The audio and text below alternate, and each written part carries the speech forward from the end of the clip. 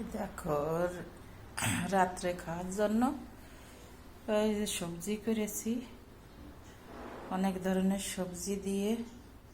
সবজি করেছি। বড়ি দিয়ে, পালং শাক দিয়ে, মূলা দিয়ে, আলু, মাটির তলের আলু, আর হচ্ছে ওলকপি, ফুলকপি, সব কিছু দিয়ে মিক্সড করে একটা সবজি করেছি।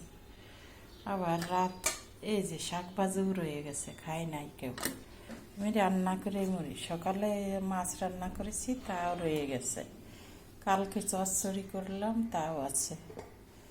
সব কিছু রয়ে গেছে, সব কিছু দিয়ে রাত্রে হয়ে যাবে খাওয়া। আর কি করব, রাত্রে শুধু রুটি করব।